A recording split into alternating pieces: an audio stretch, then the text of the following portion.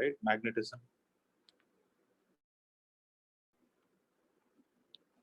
So chapter is magnetism and matter. So let's see what are all the topics that are involved in it. Shrivachan, record of that session. Yes, sir. I'll do. Okay. So magnetism and matter we have. So till previous chapter, what were we concerned about? We were concerned about the magnetic effects of current. That is, when current is flowing through a conductor, what is the value of the magnetic field that is going to get generated? But this chapter is all about permanent magnetism. So the property of any object by virtue of it can attract a piece of iron or steel is called as magnetism that we know. So we have natural magnet and artificial. So artificial are the ones which are created by us. So example, a bar magnet, electromagnet, temporary a magnetic needle, horseshoe magnet, all these are artificial magnets, right? So I'm not getting into the molecular theory and all other parts. I'm going to concentrate only on the problem solving tips that are needed in this chapter. That is what I'm going to discuss. So, yeah. So remaining theory part, you have to read from your CBSE. If there is any doubt, you can approach me. Adhe mari. So properties of magnet, when you suspend when a magnet is freely suspended, it aligns itself in which direction? The north to south direction.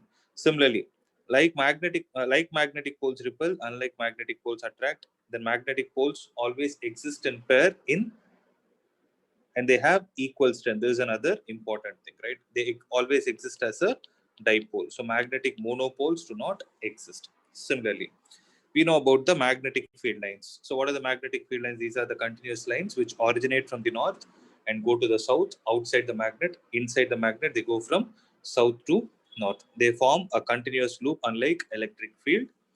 So if you draw the tangent at any point of the field, it represents the direction of the net magnetic field at that particular point.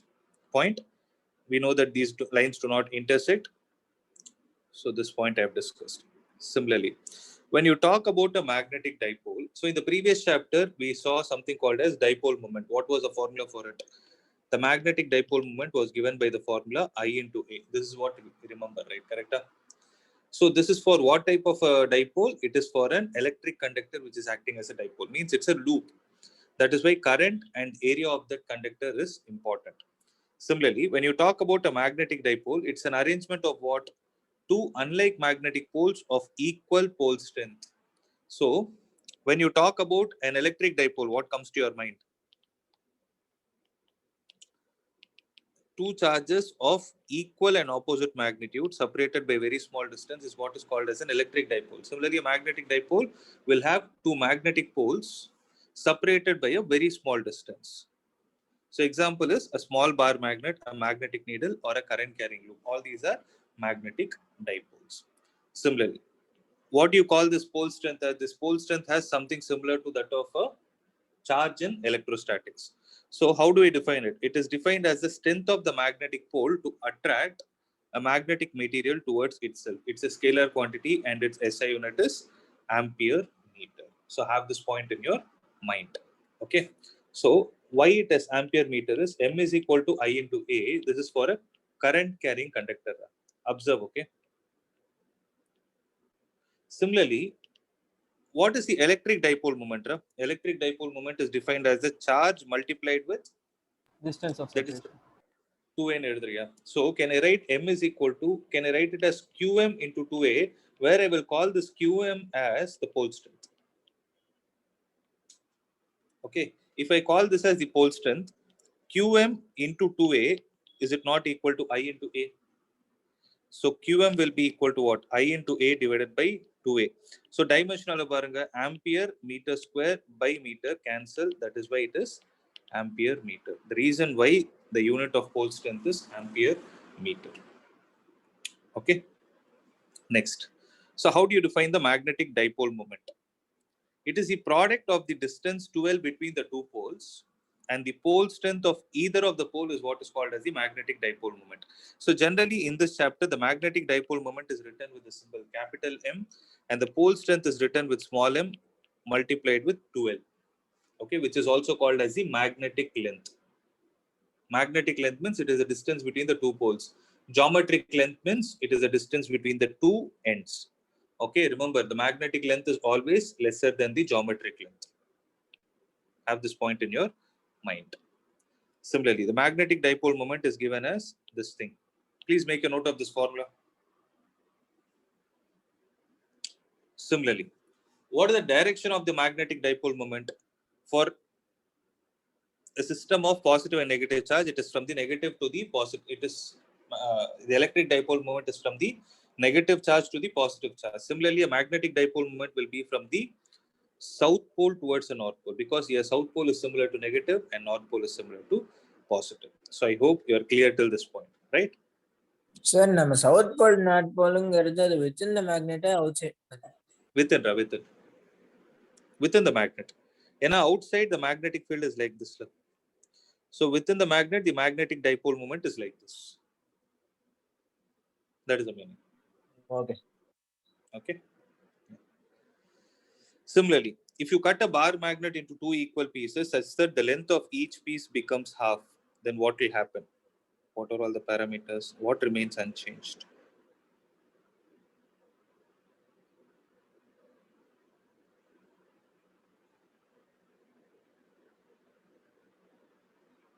Okay. The pole strength remains the same. Okay.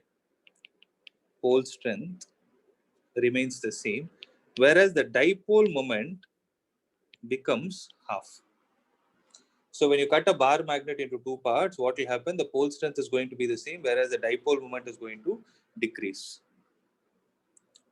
Similarly, if you cut the bar magnet into two equal pieces such that the width of each piece becomes half, that is, if you cut it like this, then a smaller bar magnet, another smaller bar magnet, what will happen is the pole strength of each piece becomes half, and the magnetic dipole moment will also become half because of m by 2. Okay, this is another important point. Next, if the bar magnet is bent in the form of a semicircle, what do you think will happen? So when it is bent in the form of a semicircle, this magnetic length 2L, right? This whole thing is 2L, and let 2R be the distance of separation between these two poles. So what will happen? Logically, the pole strength is undisturbed, right? You're not breaking the magnet somewhere along the poles. So the pole strength is still going to be the same. Whereas what will happen to the magnetic dipole moment? So M dash will be equal to, in this case, it will be the strength of the pole strength of either of the poles multiplied with the distance of separation between them. That is 2 times R. Right? Now tell me, what is going to be the relation between L and R? Is it not like 2L is 2 equal pi r to by 2. 2 pi R by 2? ஏன்னா semicircle pi R வந்துருமா? L is equal to pi R divided by 2. Up R வந்து another 2 into L divided by pi. So M into 2 into 2L M into 2 into 2L divided by pi. So M into 2L என்றது என்னது? It is capital M into 2 divided by pi. So what will happen to the magnetic dipole moment? It becomes 2m by pi. Sometimes you might get a question like this. What is the ratio of this and this? It's easy for you to calculate now, right? So you can treat all these things like a problem. Puriyadada? Shall I move on? No. So when two identical bar magnets are joined perpendicular to each other, what is going to happen? Then obviously the pole strength is going to be undisturbed. But what is going to be the magnetic dipole moment of the whole system? It is like this. The magnetic dipole moment of the first is in this direction. The magnetic dipole moment of the second is in the upward direction. Let's call this as M1 and M2. Then the resultant will be exactly 45 degree. 45 degrees, provided M1 is equal to M2. Since the pole strengths are equal and two identical போட்டிருக்கான்ல, so M1 is equal to M2 னு எடுத்துக்கலாம். So Sir, square because root it's of a vector quantity, அதனாலயா sir? அவ்வளவுதான். M1 square plus M2 square plus 2 M1 M2 into cos 90. சரியா, இது போயிடும். அப்ப root of M1 square plus M2 square. M1 and M2, they both are the same, so it will be root 2 times M. That's the answer. Okay. Similarly, when two bar magnets are inclined at an angle theta, up and up. So if they're inclined, one of the magnetic dipole moments is in this direction, the other is in this direction. So ரெண்டுத்துக்கும் நடுவுல the resultant will be, let's say the resultant is making an angle phi with m1. அப்ப என்ன ஆகும்னா resultant ஓட value என்னது, root of m1 square plus m2 square plus 2 times m1 m2 cos theta ன்னு எழுதலாமா, where theta is the angle between both the vectors. இப்ப tan phi ன்றது எவ்வளவா இருக்கும் ஞாபகம் இருக்கா இது? How to find the angle made by the resultant with any one of the vectors? So tan phi ன்றது என்னன்னு பார்த்தனா opposite vector times sin theta, that is m2 sin theta divided by adjacent vector plus opposite vector times cos theta, m2 cos theta. இப்படிதான் ஞாபகம் வச்சுக்கணும். So நான் திருப்பி கேட்கிறேன் பாருங்க, tell me what is the answer for this. A vector, B vector, if this is alpha, tan alpha என்னன்னு சொல்லுங்க பார்க்கலாம். And the angle between both the vectors theta எடுக்கிறேன். So tan alpha is equal to alpha பொறுத்த வரைக்கும் opposite side என்னது B. So B times sine of what? Of the angle between the vectors, the whole divided by adjacent plus opposite times cos theta. Am I clear? I applied the same formula, that is how you get the resultant. Okay, next. We need to find the magnetic field due to a magnetic dipole. Remember, they are small bar magnets. Okay. So, for small bar magnet, small meaning another, their length is very small compared to the distance where you are trying to calculate the field. If a magnet dipole, all the distances are measured with respect to the center of it. So, if I take this as the magnetic dipole with respect to the center at a distance r from it along the axis, let's say the magnetic field is in the rightward direction. அப்ப அதோட value என்னது? B is equal to, இப்ப electric field என்னதுடா? Electric field due to an electric dipole on the axis, it is 2 times kp divided by r cube, correct? That is 1 by 4 pi epsilon naught into 2 times p divided by r cube, where r is the distance from the center to the point. அதே மாதிரி mu b என்னவா இருக்கும்? 1 by 4 pi epsilon naught, replace it with mu naught by 4 pi 2m divided by r cube. I hope it makes sense. Provided r is greater than, r is very much greater than L. அதே மாதிரி equatorial லைன்ல என்னவா இருக்கும்?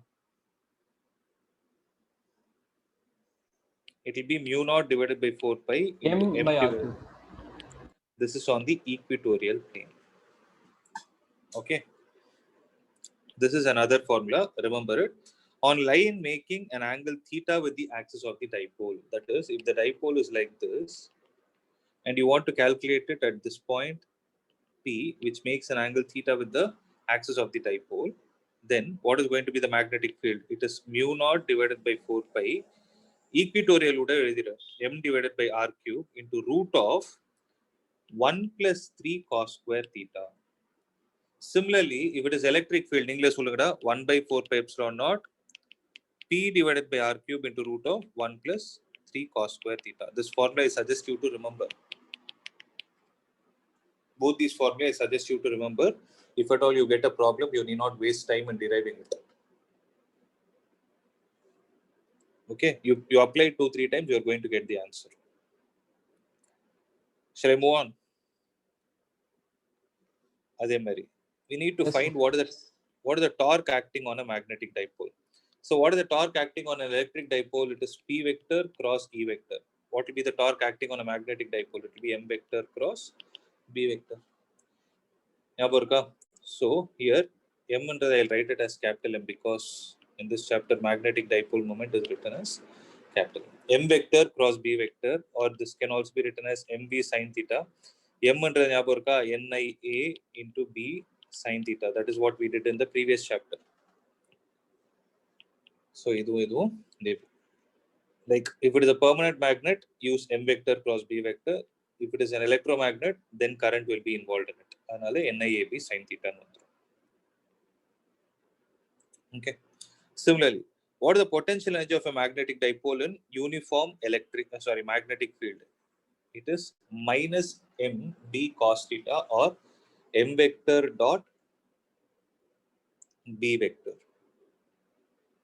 So the work done in rotating the dipole against the action of torque is stored as potential energy of the dipole.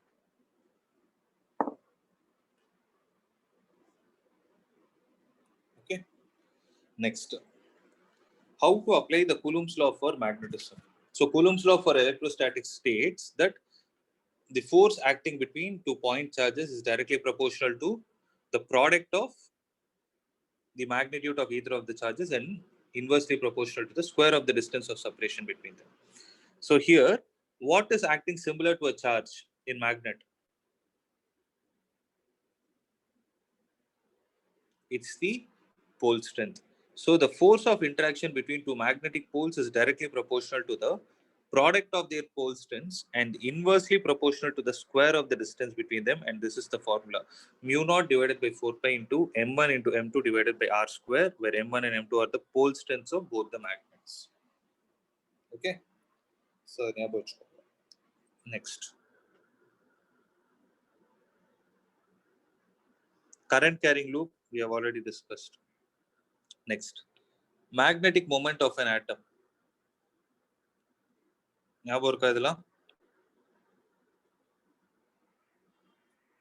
So how do you derive the magnetic moment of an atom? It is given as I into A. When you take an atom, there is an electron that is going to revolve in a circular orbit, let's say with velocity v.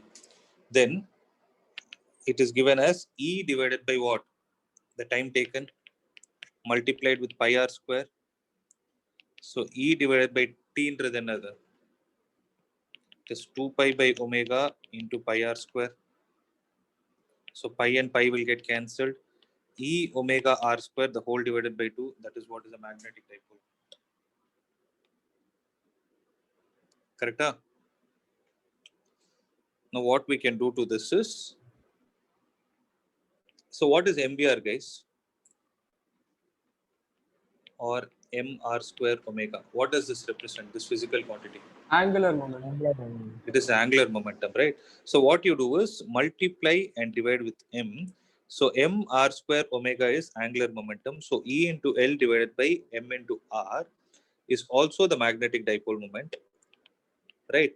But whereas with respect to an electron, the angular momentum is quantized. So it is nh by 2 pi nu. So this will be NEH divided by, I missed a 2 here, 4 pi. Though there is no R in the denominator, sorry guys.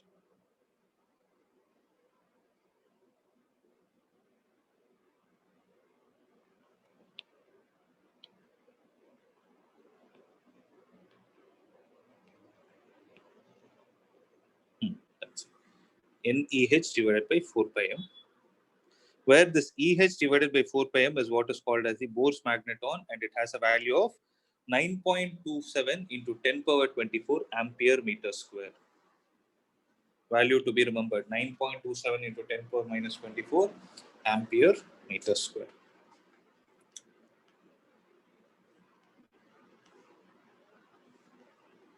Okay. This is what I derived now. Next. See, this concept is actually there in your NCERT, but it is generally not explained. Oscillations of a freely suspended bar magnet. If there is something called as an equilibrium, let's say there is a uniform field of value B existing. There are problems based on this in JE, guys. Concentrate. If suppose I keep a magnet in such a way that it is at rest. Okay. Now what will happen if you slightly disturb this magnet from its equilibrium position, that is from its stable equilibrium position? What will happen is, you can observe that the bar magnet will start oscillating. Okay. It is going to oscillate due to whom? Due to the restoring torque experienced by it. So what is the value of the restoring torque experienced by it? It is mb sin theta. That's what we saw. When a bar magnet is placed in external magnetic field, mb sin theta is a torque with a negative sign is going to give me the restoring torque. Minus mb into theta. When can I write it like this? When the value of theta is Very small. very small. So minus mb theta is what is the restoring torque. but torque is also equal to I alpha. Correct? So I alpha, if I equate it to minus mb into theta, alpha evalodappa? Minus mb divided by I into theta எழுதலாமா? So is it not similar to alpha is equal to minus omega square theta? Is it not an expression for simple harmonic motion? So omega square is equal to mb divided by I. Omega is equal to root of mb divided by I. Omega is nothing but 2 pi by t is equal to root of mb divided by I, which implies t is equal to 2 pi root of I divided by mb. Purida? This is, you can either remember like a formula or you can derive it in 2 steps. Sometimes they'll ask a problem like this. They'll give you this is the amount of torque experienced, right, and all those things. Or they will say there is a time period which it has. Then what should be the value of the magnetic field? Then you can use the formula by squaring on both the sides and adjusting the equation. Puridada? Is there any doubt? No, sir. No, sir.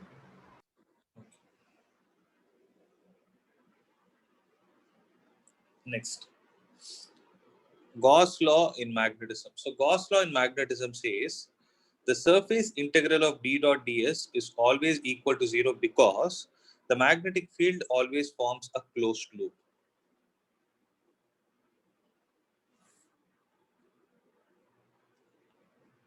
So this is also a known factor,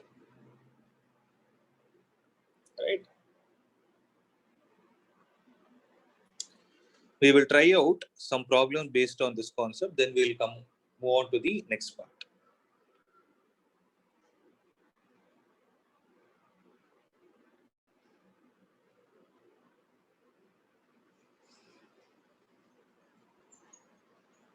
So all are based on Earth's magnetism. Okay.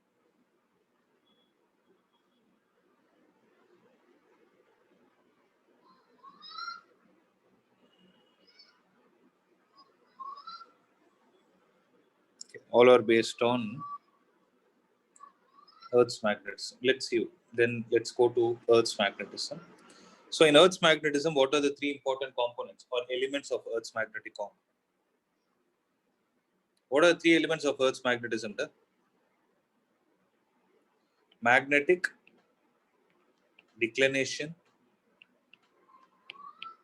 angle of dip, and horizontal component of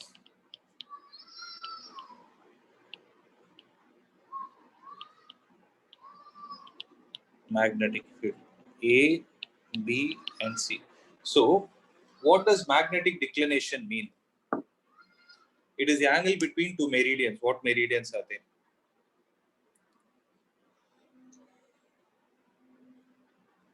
So first of all, what is a meridian?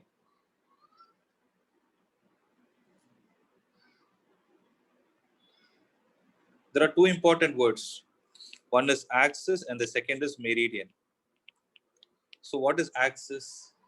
So if you take this as Earth, north, south, if I draw an imaginary line passing through the north and the south pole of the Earth, then I call it as the geographic axis. If I take a magnet, north pole, south pole, so if I draw a line like this, then this is called as magnetic axis. Then what is a meridian?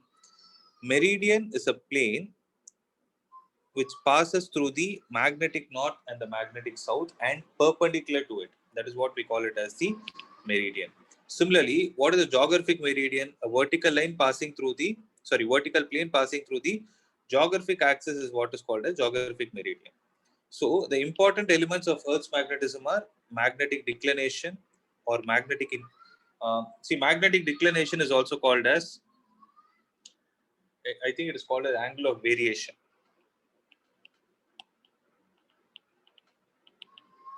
So it is defined like this. It is the angle between the magnetic meridian and the geographic meridian. That is what is magnetic declination. Then what is magnetic inclination? The smaller angle subtended between the magnetic axis and the horizontal line is what is called as magnetic inclination. See, for example, if you take a magnet like this, north pole to, if you take something like this, the angle made by the horizontal with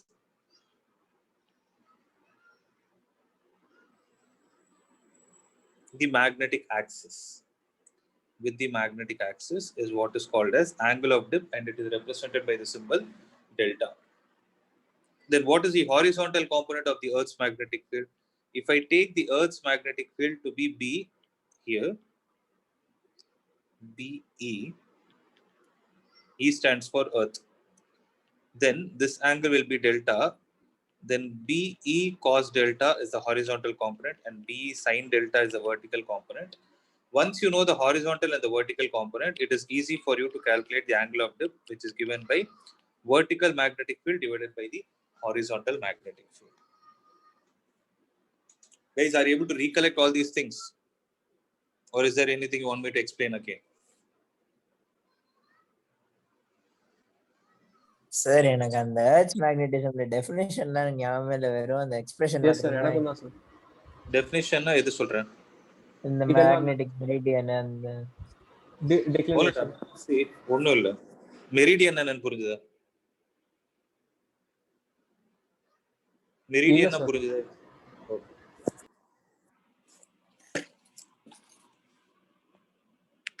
One minute.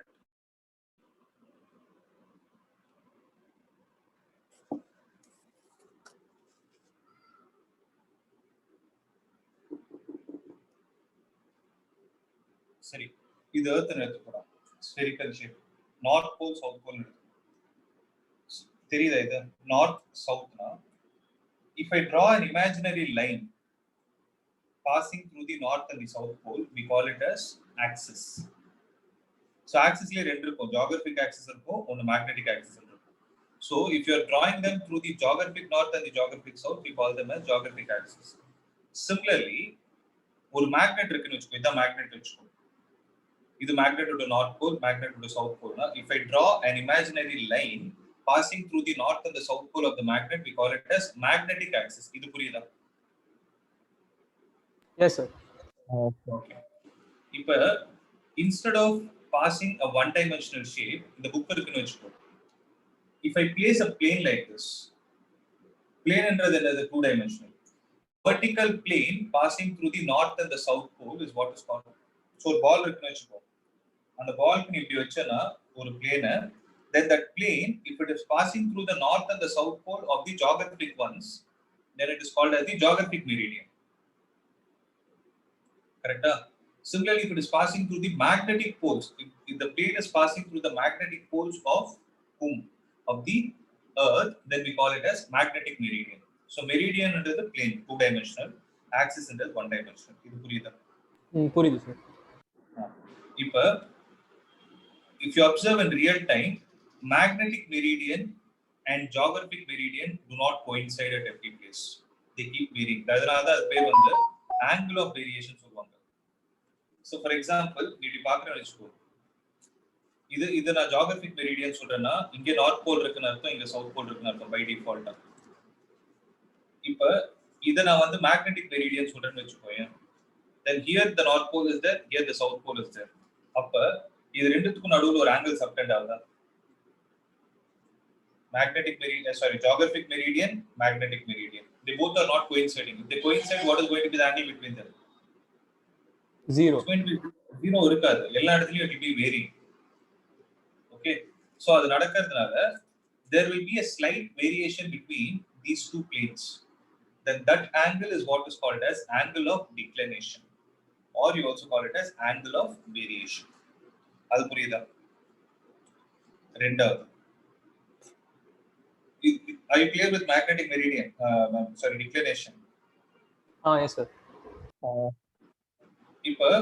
If I hold an object about its center of gravity, how is it supposed to be? It's not supposed to oscillate, right?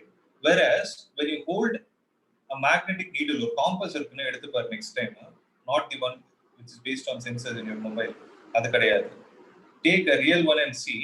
அப்ப என்ன ஆகும்னா, உள்ள when the needle is rotating, you can see a small amount of oscillation like this also. பார்த்திருக்கீங்க எப்பயாவது? இந்த மாதிரி oscillate ஆயிட்டே இருக்கும். If you observe, the screw for that magnetic needle will exactly be at the center. So center of gravity concept என்ன சொல்லுது? When it is suspended through center, it should not go down like this. So So it should exactly be horizontal. But என்ன நடக்கும்னா magnet விஷயத்துல உள்ள இருக்கிறது compass plate is a magnetic needle. So magnetic needle, when it is placed in the Earth's magnetic field, it starts experiencing torque. So if you rotate ஆகுதுல்ல, so it is able to rotate because of the torque, and it will also experience a dip like this. So instead of being horizontal, if you both pathya, so with respect to the horizontal, when the magnetic needle goes like this, the magnetic field is in the direction of the magnetic needle, and horizontal ஒரு reference line இருக்கு. இது ரெண்டுத்துக்கும் நடுவுல ஒரு angle இருக்கா? What is the name of that angle? அதுக்கு பேர் தான் angle of dip. ஏன்னா dip ஆகுது. Okay, that or you call it as angle of inclination also. It is getting inclined with respect to the horizontal. புரியுதா? So nowhere they'll give you a question like this, but for you guys to visualize it. இப்போ என்னன்னா இப்படி ஆயிடுச்சுன்னு வச்சுக்கோ. இப்போ நான் இதோட screenshot எடுக்கிறேன்னு வச்சுக்கோ. நீடில் இப்படி ஆடிக்கிட்டே தான் இருக்கும். It is not going to be stable. அப்படி ஆடிட்டு இருக்கும்போது இப்போ take a particular screenshot, எனக்கு இது மாதிரி வருதுன்னு வச்சுக்கோ. அப்ப இதோட மேக்னெட்டிக் நீடலோட மேக்னெட்டிக் ஃபீல்ட் எந்த எர்த்தோட மேக்னெட்டிக் ஃபீல்ட் எந்த டைரக்ஷன்ல இருக்கு? Because compass is going to show the direction of earth's magnetic field. So எர்த்தோட மேக்னெட்டிக் ஃபீல்ட் இப்படி இருக்கு. இப்போ இது வந்து ஹாரிசான்டலா இருக்கு. இது ரெண்டுத்துக்கு நடுவுல ஆங்கிள் எவ்வளவு? சோ மேக்னெட்டிக் ஃபீல்ட் இந்த டைரக்ஷன்ல இருக்கு. ஹாரிசான்டல் எப்படி இருக்கு? What is the angle between these two? How much is the angle to which it has got inclined? What is the answer? 45. இல்ல, it is the angle of dip. Oh, okay. Needle இப்படி இருக்கிறதுக்கு பதிலா இப்படி move ஆகுது, அவ்வளவுதான். என்ன ஆகும்னா tip ஆகும். நான் தான் திருப்பி சொல்றேன். இப்படி இருந்தா, see, if I say the needle is experiencing torque due to the Earth's magnetic field, it should have rotated horizontally.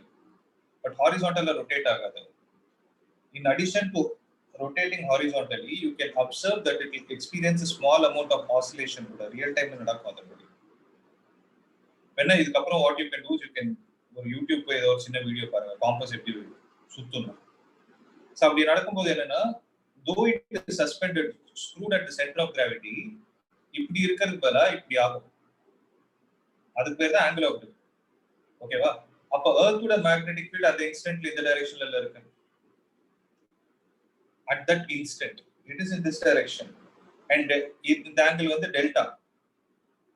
அப்ப இந்த magnetic field, Earth's magnetic field, I can resolve it into two components, horizontal and vertical. இப்படி இருக்கிறதுக்கு horizontal component, vertical component. அந்த horizontal component தான் we call it as BE cos delta. So these are the three elements that are important. எதுக்கு three elements னு சொல்றோம்னா, at a particular location, if you want to define the magnetic field due to Earth, then what are all the parameters you need in your hand? என்னென்ன parameters தேவை? You need magnetic declination, you need magnetic dip, or you need the horizontal component of the Earth's magnetic field. Clear? Purida? Yes, sir.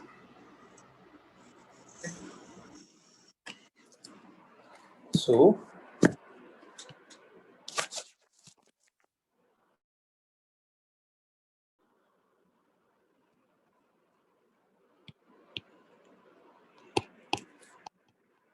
என் கை இப்படி இருந்ததுல ஹாரிசான்டலா, earths magnetic field இப்படி இருந்ததுல, இதுக்கு பேர் தான் delta. If you resolve it, B cos delta, and this will be BE sin delta. Okay, this BE cos delta is what is called as the horizontal, or some books write it as BH. B sin delta is called as the vertical component or just vertical. அப்ப tan delta என்னவா இருக்கும்? BV divided by BH ன்னு இருக்கும். Okay, what? This is the principle on which the compass works, and the compass காட்டுற direction இந்த ஒரு concept நால. It is purely because of the Earth's magnetism or terrestrial magnetism சொல்லுவாங்க. புரியுதாடா? Yes, sir. இதெல்லாம் நமக்கு தேவையில்லை, இதுவும் தேவையில்லை, நியூட்ரல் பாயிண்ட்ஸ் தேவையில்லை. Magnetometer is not needed.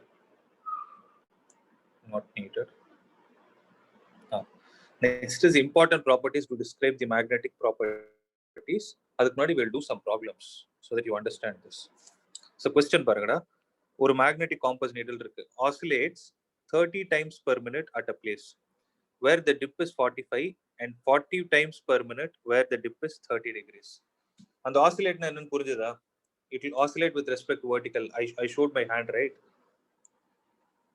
Then if this happens, B1 and B2 are respectively the total magnetic field due to the earth at the two places, then the ratio of B1 by B2 is how much?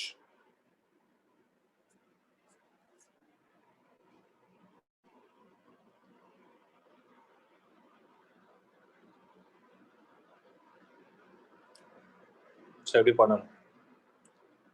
Take the given data,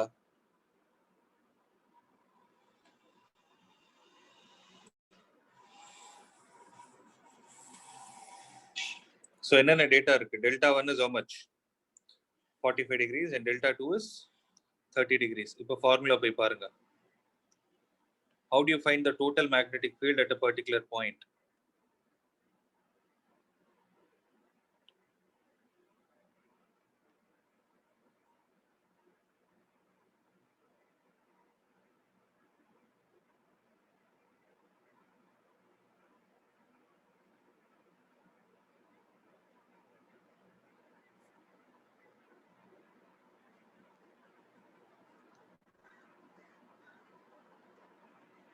Okay.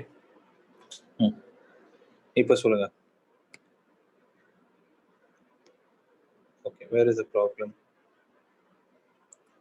Let me copy this question. So how do you think?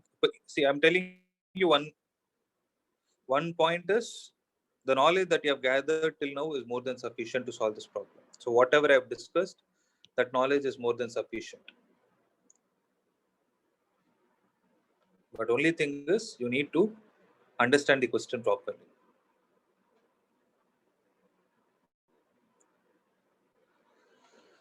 So they're asking the total magnetic field at a particular point, right? I have a question.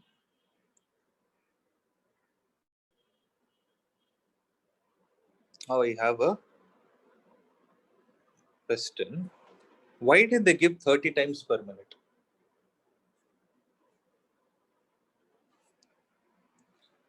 So 30 times per minute என்றது என்னது actually? What have they given actually? Frequencies. Yes. So frequency எவ்வளவு அப்ப? 30 divided by 60. அப்ப time period என்னது? 60 by 30, correctா? It is 2 seconds. Similarly, 40 times per minute அதோட time period எவ்வளவு? It is 3 by 2 seconds. ஏன்னா frequency is 2 by 3, time period will be 3 by 2 seconds, so 1.5 seconds. இப்ப இந்த time period வச்சு how do I calculate the magnetic field? How is the time period going to help me? இப்பதான் ஒரு formula சொன்னேன், time period is equal to 2. Formula ஒன்னு இருக்குமே அது. அதுதான், that is what we need to use. 2 pi root of I divided by m into b. Correct? So T1 I1 M1 B1. T2 is equal to 2 pi root of I2 divided by M2 into B2. There is a mistake in what I wrote, corrected. Read the question carefully, you will understand. What is the mistake I made?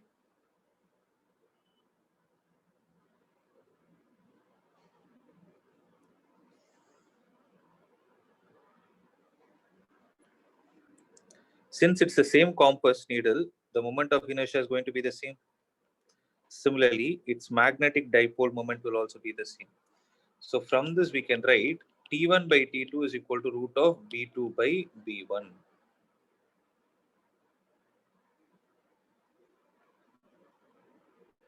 Okay.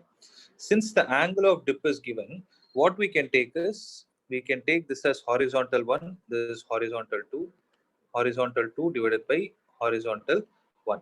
So T1 by T2 is equal to square root of, what is the horizontal magnetic field at point 2?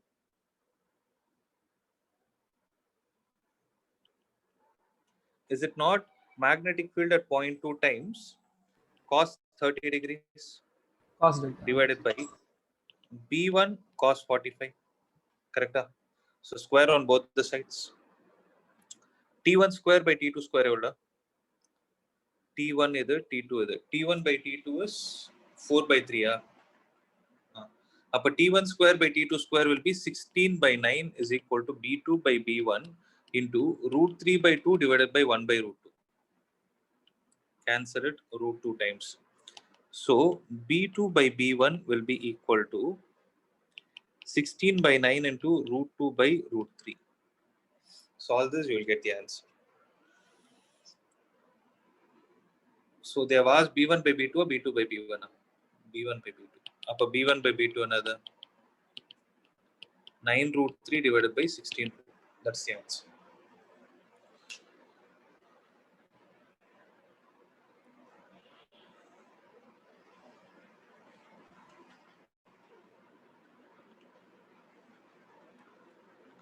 Okay, this calculation you can do it. But I hope you understood the problem. Yes, sir. Yes, sir. Okay. Next. So there is a moving coil galvanometer. Let me wait.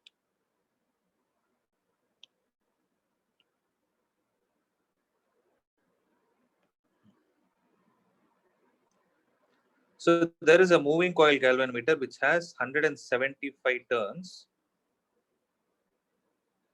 and area of 1 centimeter square. It uses a torsion band of torsion constant 10 power minus 6 Newton meter per radian. The coil is placed in a magnetic field parallel to its plane. The coil deflects by 1 degree for a current of 1 milliampere. The value of B is approximately. So let's collect all the data. N is equal to 175. Area is 1 centimeter square, 1 into 10 power minus 4 meter square. The value of K is 10 power minus 6 Newton meter per radian. A coil is placed in a magnetic field parallel to its plane. The coil deflects by 1 degree for a current of 1 milliampere. Apprina indirect, what are they saying?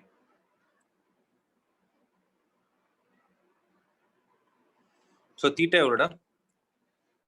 is 1 degree. But remember, theta should be in terms of radian. Radian up evo? Pi divided by 180 radian.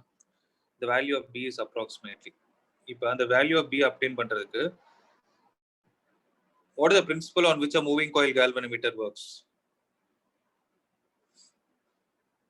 Torque experienced by a dipole placed in external magnetic field. It is MB sin theta. Correct?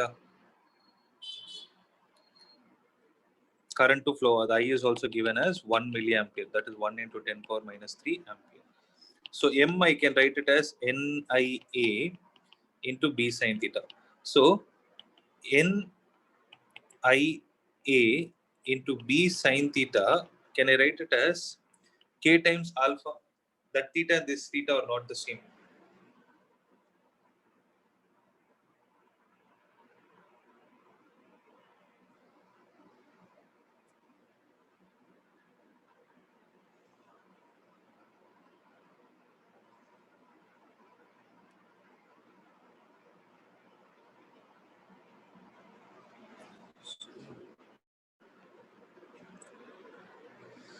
On it, the coil is placed in magnetic field parallel to its plane. So, if suppose the magnetic field is in this plane, then the coil is placed in parallel to this plane. Now, what is the angle between the direction of current and aerial vector here? Or what is the direction between the magnetic field and the current? Magnetic field is in the rightward direction. Aerial vector is towards me. So, what is going to be the value of theta? Theta is going to be 90 degrees. So, listen. NIAB is equal to K times this theta. Actually, if I could have taken it as alpha so that there will be no confusion. So I'll write it as K times alpha. Guys, are you able to understand this? So what is expected? The value of B is approximately. So N is given 175 into current is 10 power minus 3. What is the area of cross section? 10 power minus 4. B is what you need to find is equal to 10 power minus 6 into what is the value of alpha? It is pi divided by 180. So all this you will get the answer.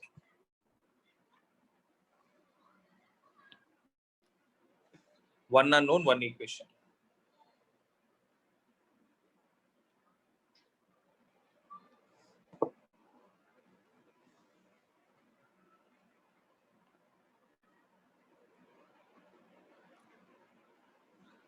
Okay, next.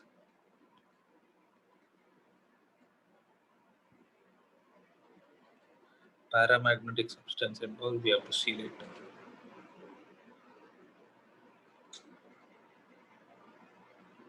Let's try the fifth one, then we'll go to the magnetic properties of a material.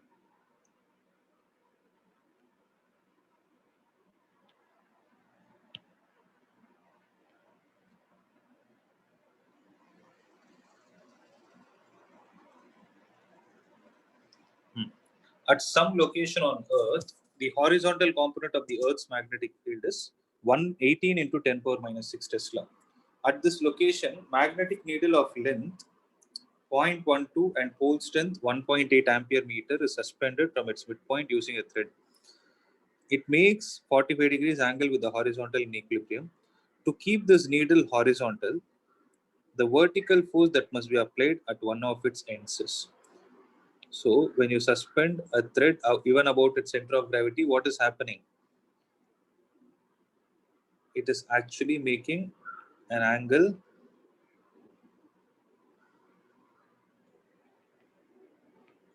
(45 degrees) with the horizontal. Correct? So what is the vertical force that we need to apply so that it is maintained in equilibrium? How to solve this?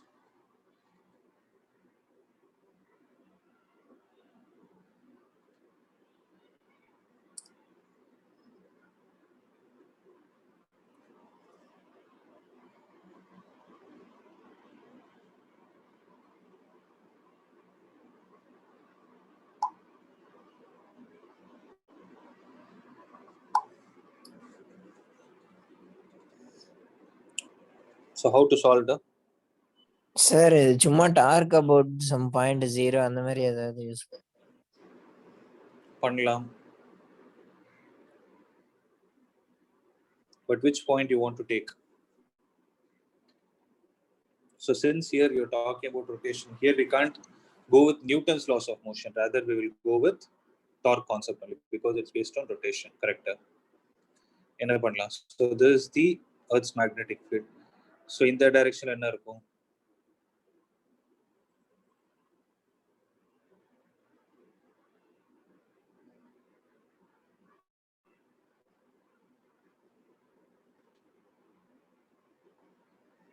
So this is the horizontal.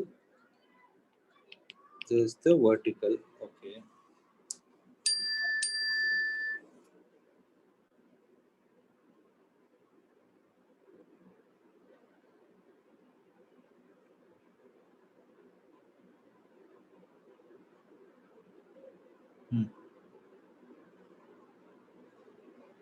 So if we take this point as P,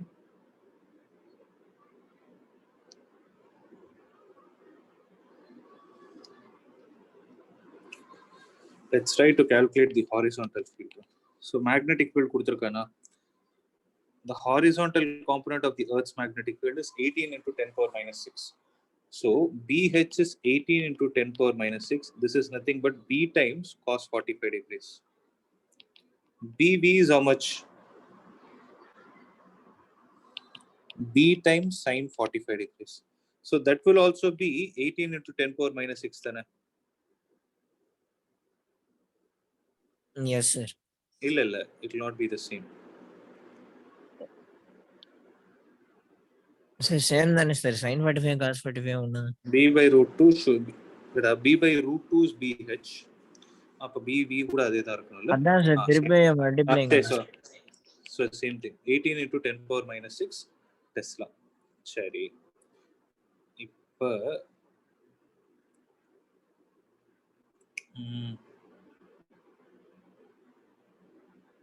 so what is the torque experienced by it? Why is it actually coming down?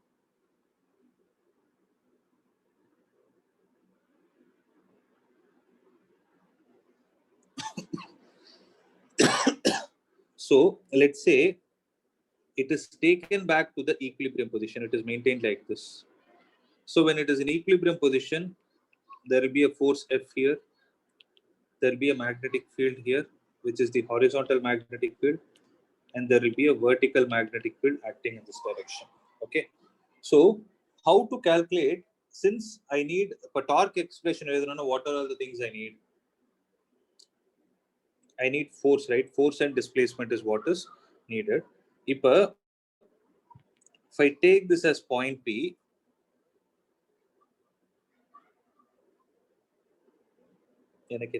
both are in same direction. Okay, I will take this direction as BH. Either BV. Sorry, either BH, either BV.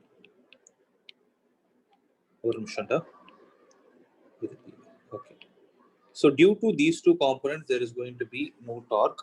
So if the torque due to BV will be in the rightward in the clockwise direction, and torque due to F will be in the anti-clockwise direction.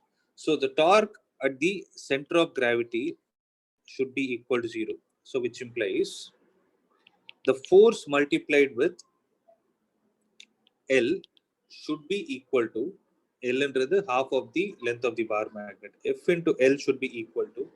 Tell me the equation for the torque produced due to the bar magnet.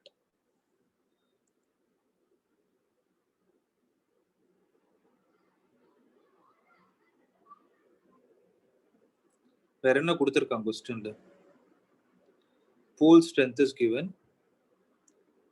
and magnetic needle length is given. Okay. So if a pole strength m னு வெச்சுட்டா, how do I write the force?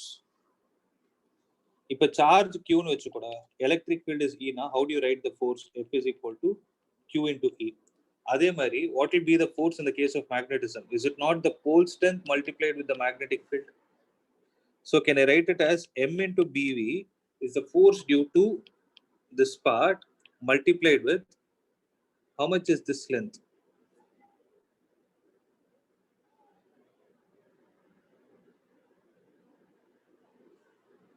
It is L. So this and this should be cancelled. F should be equal to m into BV. So F that's what we need to find. So F is equal to magnetic pole strength is 1.8 into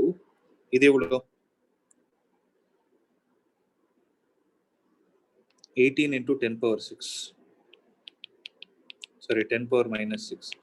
So 1.8 into 1.8 into 10 power minus 5. 18 square 364. 324. 324. 324 option earlier.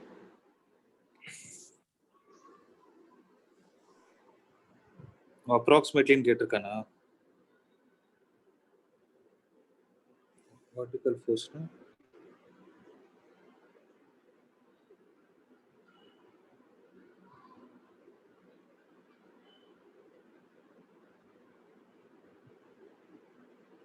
Did I make any mistake? The force ignore பண்ணிருப்பா. Wait. See, wait. If I take a magnet like this is North Pole, this is South Pole. So இப்படி இருக்குன்னா, the magnetic field will be in this direction. B. This is BH, this is BV.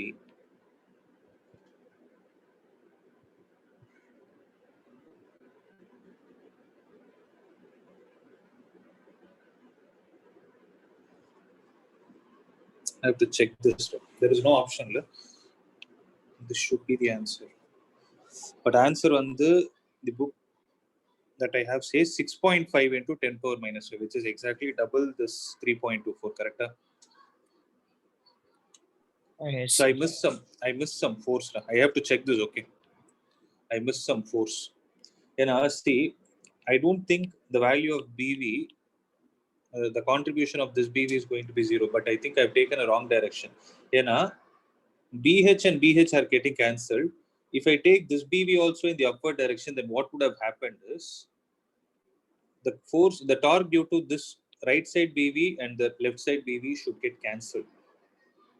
If that is the case, then F should also be equal to 0. So I think this should be taken in some reverse direction. Let me think about it later. Let's not waste time on this. Okay. And I used to show that. So fifth one is on me. I have to do it. Okay, next all the problems are based on magnetic properties only. Let's complete magnetic properties. Then if time permits, we'll retry the problem. So in the terms of Nyaborgada,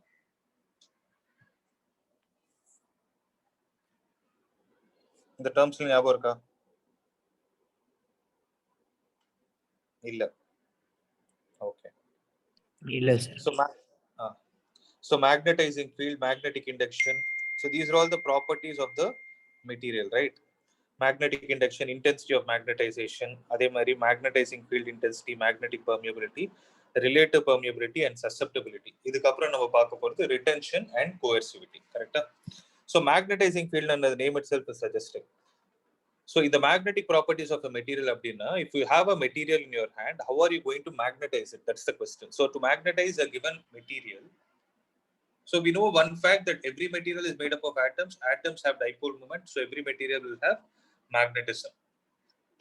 But they cannot exhibit because the strength is not sufficient enough to attract the iron particles or the steel particles. Another, to make it more magnetic, what we can do is we can subject it to an external magnetic field. So the external magnetic field that is used to magnetize a material is what is called as a magnetizing field. So that's what they're saying. When a magnetic field is a magnetic material is placed in magnetic field, magnetism is induced in it.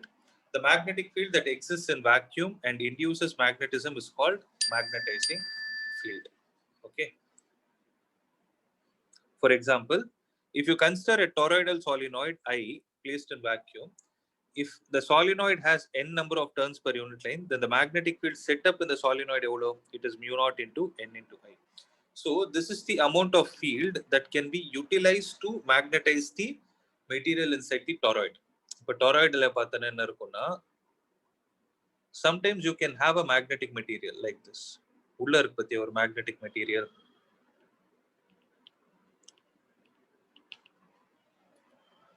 So due to the current through the toroid, how much is the magnetic field that is getting generated? It is mu naught into n into I. That mu naught into n into I, that mu naught into n into I is utilized to magnetize the material which is holding that wire. So that's the magnetizing field. Apro magnetic induction another. So once a magnetic material is subjected to external magnetic field, then what will happen? How many magnetic fields will be present within it? If object it has got magnetized. So initially the magnetism. If I place it in external magnetic field, then what are all the magnetic fields present within it?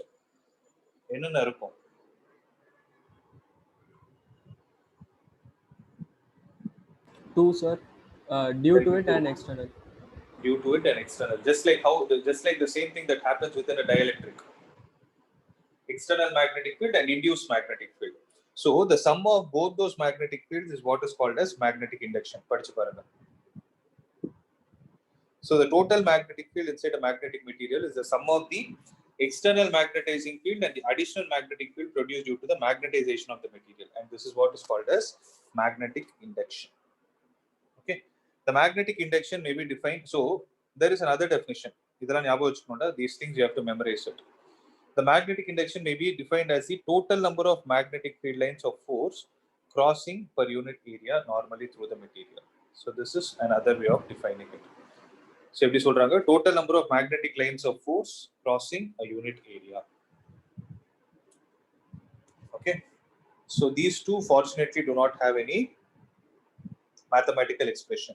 The third one, magnetizing field intensity. What is the difference between the first one and the third one? First one, magnetizing field, they're just speaking what that field is. But that field will have a strength associated with it. That strength is what is called as the magnetizing field intensity. So the ability of a magnetizing field to magnetize a material medium is expressed in terms of H vectors, which is also called as magnetizing field intensity or magnetic intensity. So its magnitude may be defined as the number of ampere turns flowing around the unit current of the solenoid placed in produce the given magnetizing field. அதாவது H will be equal to, what are they saying? Its magnitude is defined as the number of ampere turns flowing per unit length. Ampere turns na number of turns multiplied with current. Adan ampere turns. Number of ampere turns per unit length of a solenoid is what is called as the magnetizing field intensity. Capital N divided by L enna sollalam. It is small n multiplied with I. Okay. அதே மாதிரி, what is the formula for magnetizing field? B naught is equal to mu naught into Ni. அப்ப இந்த Ni என்ன சொல்லலாம்? Can I call it as H? So B naught is equal to mu naught into H, or B can be written as mu into H. புரியுதா? So இந்த formula ஞாபகம் வச்சுக்கோங்க. H is equal to B naught divided by mu naught. Next. இது வரைக்கும் புரியுதாடா? There is any doubt, please stop me. Shall I proceed?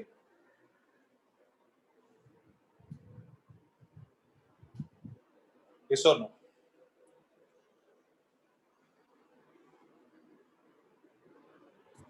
Yeah, guys, there. Yes, sir. Okay, proceed. இல்ல ஏதாவது doubt இருக்கா? புரியல ஏதாவது? புரியலன்னா கேளுங்க, I'll explain. இல்ல சார், இதுதான் புரிஞ்சிருச்சு. No, sir. புரிஞ்சிருச்சுல? Okay. Next is intensity of magnetization. அப்படின்னா என்னன்னு பார்ப்போம். Intensity of magnetization சொல்லுவாங்க, or sometimes they simply call it as magnetization also. Okay. அப்படின்னா என்னன்னா, ஒரு மெட்டீரியல் மேக்னடைஸ் ஆச்சுன்னு வச்சுக்கோ, what is present inside? There will be small dipoles present, right? So when I say small dipoles are present, those dipoles will have a dipole moment associated with them, a magnetic dipole moment M vector. Okay.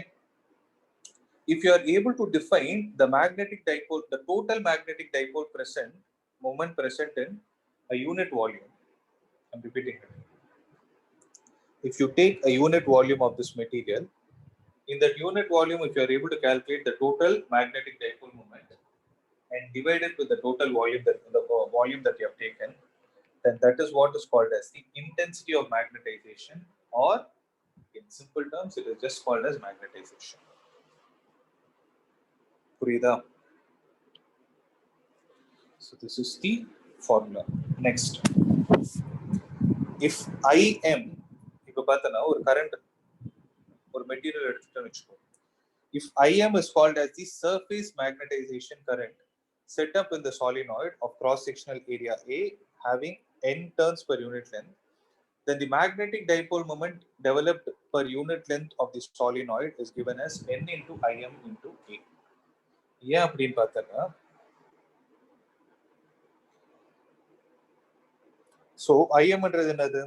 It is called as the surface magnetization current of what material?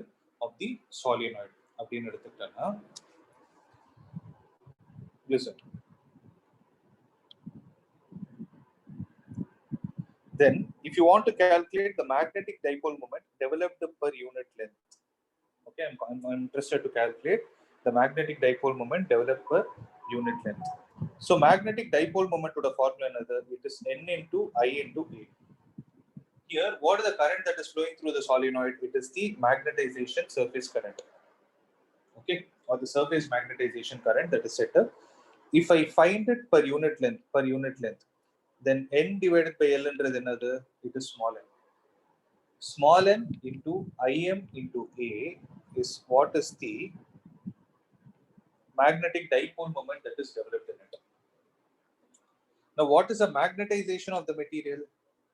The magnetization of the material will be magnetic dipole moment divided by volume. Magnetic dipole moment எவ்வளோ? It is n into Im into A. Okay, or I will write it like this. Magnetic dipole moment is actually n into Im into A divided by, what is the volume of the material? Volume of the material is area of cross section into the length of it. If in the n divided by 2L, I can call it as small n. So small n into Im into A divided by A will give me this thing. So magnetization is given as n into Im. Okay, va? Upper induced magnetic field எவ்வளோ? It is mu naught into I into N into IM. Right? So அப்ப இந்த N into IM என்ன சொல்லலாம்? We call it as intensity of magnetization. So this one you have to remember again. So Bm is equal to mu naught into M.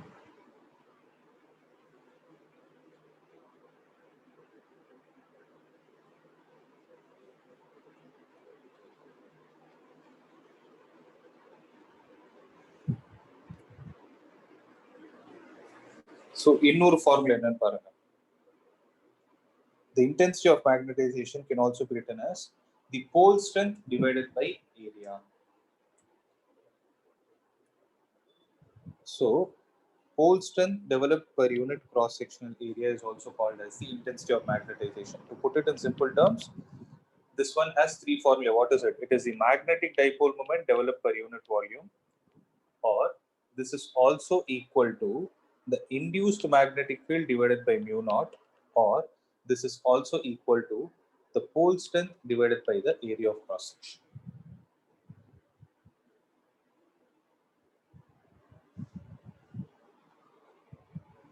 Okay.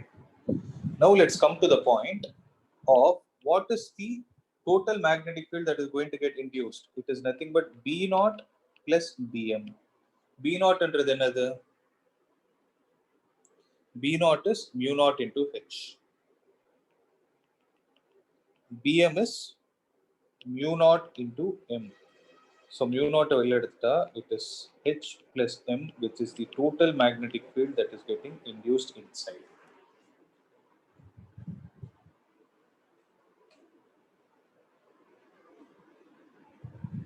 Okay. So here, obviously, the point that is to be noted is you are adding H and M, they obviously have same unit, which is given by ampere per meter.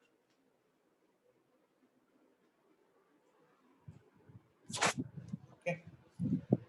So this is all about intensity of magnetization. When you apply it 2-3 times, you will get it, don't worry. Next, magnetic permeability in another. We saw B naught is equal to mu naught into H. Appa B என்றது என்னவா இருக்கும்? It will be mu into H. அப்படி எழுதலாமா? So mu is defined as B divided by H. So permeability is a measure of extent to which a material can be penetrated or permeated by magnetic field. So the magnetic permeability of a material may be defined as the ratio of its magnetic induction, that is the total magnetic field present in the material, to the magnetic intensity, that is output divided by input, and we call it as permeability. Output என்றது என்னது? The extent to which the material has got magnetized. Input is the magnetizing field intensity. So இது ரெண்டுத்தோட value தான் we call it as magnetic permeability. அதே மாதிரி relative permeability என்னது? This is also an important term. So relative permeability is the permeability of the material to the permeability of free space, mu divided by mu naught. This is relative permeability.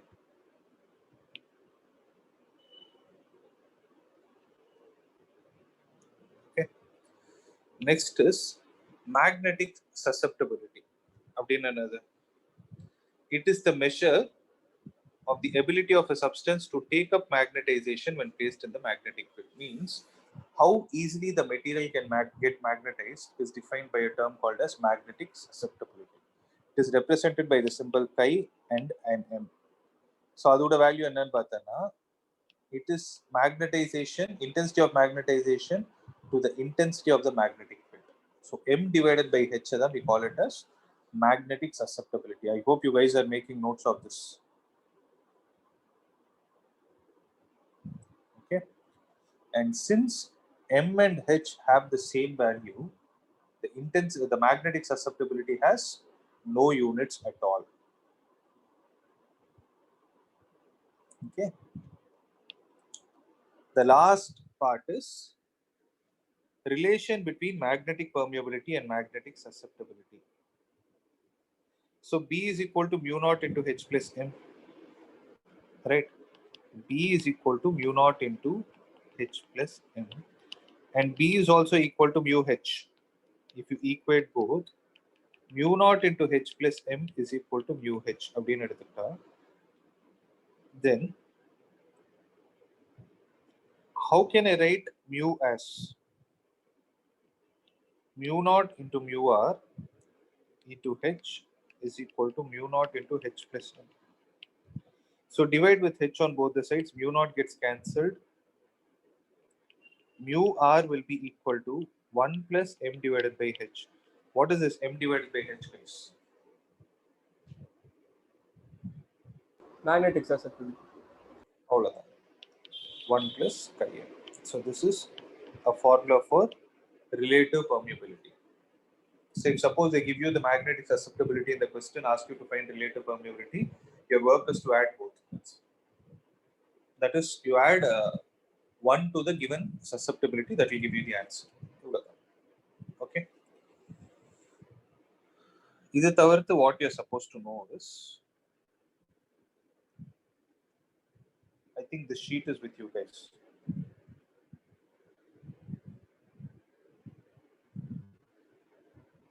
For different types of substances, what are present are, there are 3 types of magnets. Diamagnetic, paramagnetic, and ferromagnetic. Paramagnetic and ferromagnetic are similar.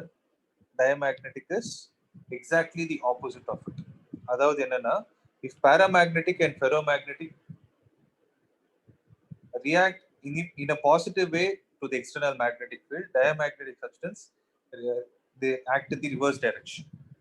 என்ன நடக்கும்னா, effect of magnets. So when a diamagnetic substance is placed in external magnetic field, they are feebly repelled. They repel the external magnetic field, whereas paramagnetic and ferromagnetic attract. Paramagnetic is weaker, ferromagnetic is stronger. Similarly, in external magnetic field, what will happen is diamagnetic substance will obtain feeble magnetism. But in which direction? They will obtain in the direction opposite to the external field. Whereas paramagnetic will get in the direction of the magnetic field, and ferromagnetic will also get in the direction of the magnetic field. When you place it in non-uniform magnetic field, what will happen is, a diamagnetic substance will slowly tend to move towards the weaker parts of the field. Okay, paramagnetic will slowly move from weaker to stronger parts. So ferromagnetic will also move from weaker to stronger parts, but it will be a very quick reaction. Here it is slow, here it is quick. So what will happen in a uniform magnetic field? So when a freely suspended diamagnetic rod is placed in uniform magnetic field, it aligns itself perpendicular to the field. ஏன்னா equatorial point பார்த்தனா the field is the least. So அதனால it will try to align itself in the weaker direction of the field. அதனால தான் perpendicular direction. Whereas a paramagnetic substance aligns itself parallel to the field, then what about a ferromagnetic substance? This will also align itself parallel to the field, but it will be very fast. So in the point length important, based on these points only questions will be asked. If a susceptibility value of a diamagnetic substance is negative, அப்படினா meaning என்னது? It will get induced in the opposite direction. And look at the value. The value is between -1 to 0. So question எப்படி கேட்கலாம்னா, there is a material whose susceptibility is -0.5. அப்படின்னு கொடுத்துட்டாங்க. By default, you should understand it as a diamagnetic substance. Then what about a paramagnetic? It will be between 0 and a very small value. Whereas the susceptibility for a ferromagnetic substance is greater than 1000. It is very high. Okay. Now what about the relative permeability? So relative permeability with respect to a diamagnetic substance is between 0 to 1. Whereas for a paramagnetic substance, it is greater than 1 and lesser than 1 plus a smaller value. Whereas in the case of a ferromagnetic substance, it is greater than 1000 itself. Similarly, permeability value. So permeability of a diamagnetic substance is less than the permeability of free space or vacuum. Here it is greater, here it is very much greater. Okay. This is very important. At least for JE, it is very important. So effect of temperature. With respect to a diamagnetic substance, susceptibility is independent of temperature. Whereas with respect to a paramagnetic, susceptibility varies inversely with temperature. Meaning, as you keep increasing the temperature, the ability of the material to get magnetized will become less. Whereas with respect to a ferromagnetic substance, susceptibility decreases with increase in temperature in a complex manner. Chi-m is inversely proportional to T minus Tc, where the Tc is called as, make a note of this point, Curie's temperature. So the Curie temperature that is the temperature at which the material will lose its magnetic property. The temperature beyond which the material is completely demagnetized is what is called as Curie temperature. Next, removal of magnetizing field. So when you remove a diamagnetic material from a magnetizing field, it loses its magnetism immediately. Ferromagnetic substance loses immediately, whereas for a ferromagnetic substance it is retained because it has a property called as retentivity with it. Similarly, variations of M and H. M another magnetization, H is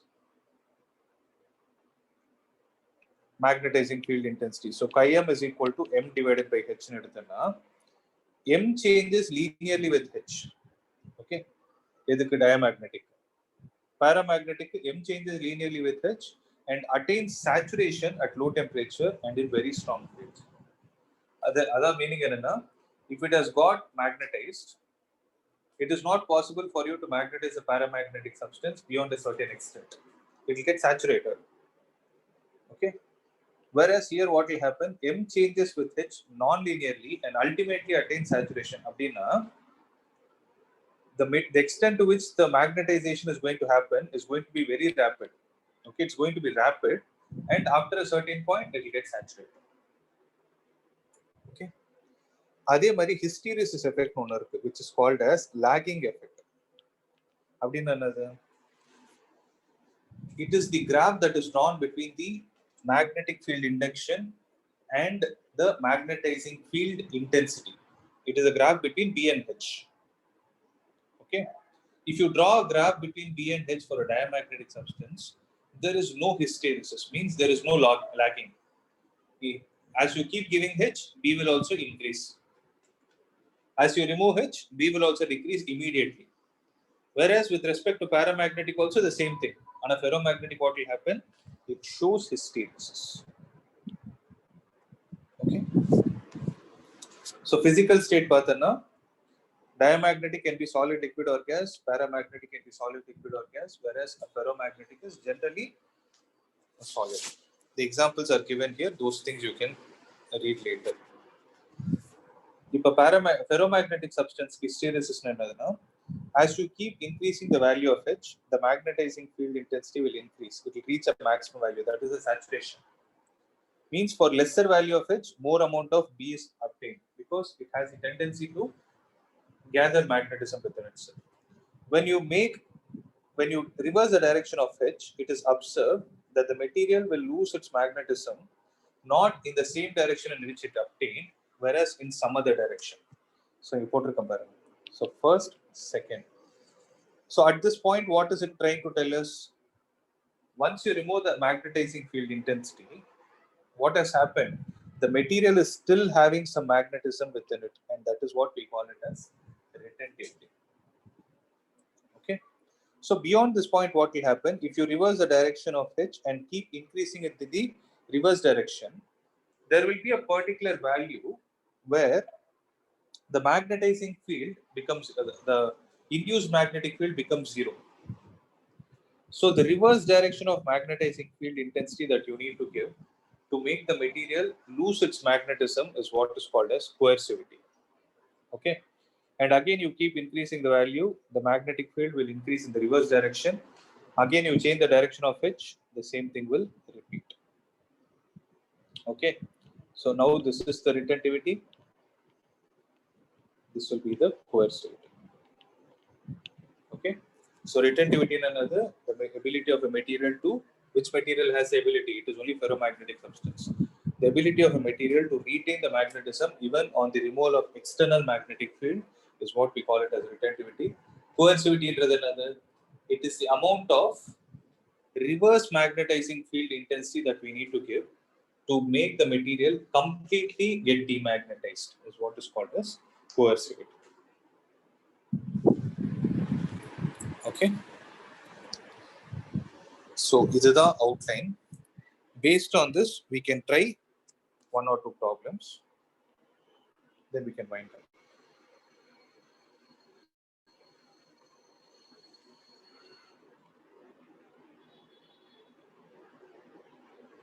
So try the fourth one. No? There is a paramagnetic substance in the form of a cube with sides 1 centimeter, has a magnetic dipole moment of 20 into 10 power minus 6 joule per Tesla. When a magnetic field intensity of 16 to 10 power 3 ampere per meter is applied, its magnetic susceptibility is how much?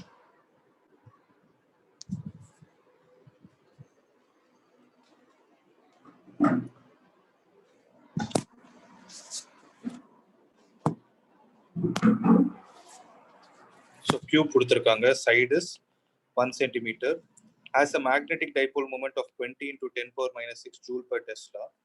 When a magnetic field intensity H is equal to 60 into 10 power 3 ampere per meter is applied, its magnetic susceptibility. So chi-m என்றது என்னதுடா formula? There is only one formula for chi-m. M divided by H. ஞாபகம் இருக்கா?